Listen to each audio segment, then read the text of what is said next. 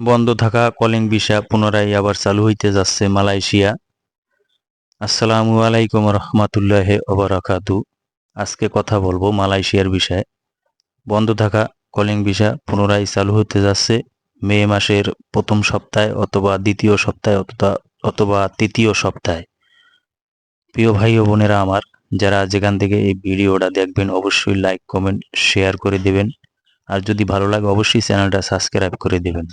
প্রিয় ভাইরা আমার, আজকে কথা বলবো মালয়েশিয়ার বিষয়ে।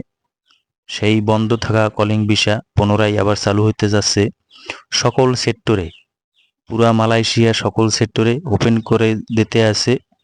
তো আপনারা যারা যাওয়ার জন্য আগ্রহ আছেন অবশ্যই এই ভিডিওটা শুরু থেকে শেষ পর্যন্ত দেখবেন। প্রিয় ভাইরা আমার, মালয়েশিয়া সরকার বাংলাদেশিদের জন্য পুরো একটা আগ্রহ আছে। বাংলাদেশে অনেক সিন্ডিকেটের কারণে দীর্ঘদিন মালয়েশিয়া বন্ধ ছিল, আবার চালু করছে শুধুমাত্র এগ্রিকালচার পাম বাগানে।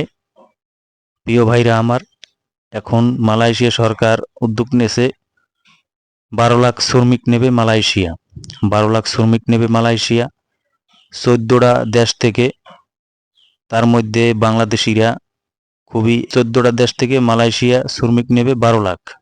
তো আপনারা যারা যাওয়ার জন্য যারা বসে আছেন ঘরে দীর্ঘদিন ধরে, অবশ্যই আপনারা যাইতে পারবেন মালয়েশিয়া। শ্রমবাজার খুব শীঘ্রই চালু হতে যাচ্ছে।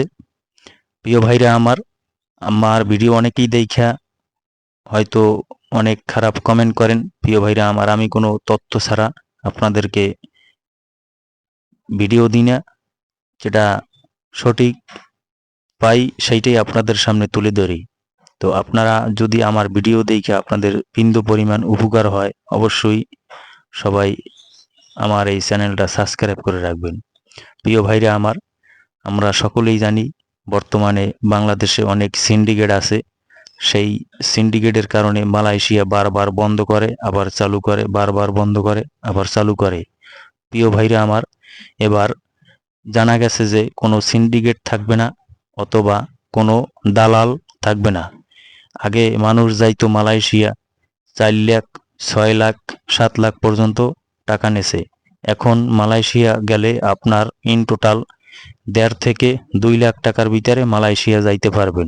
প্রিয় ভাইরা আমার, অবশ্যই আপনারা দেখে শুনে সঠিক মাধ্যমে মালয়েশিয়া কাগজপাতি জমা দেবেন, পাসপোর্ট জমা দেবেন। এবার কিন্তু 1.5 থেকে 2 লাখ টাকার ভিতরে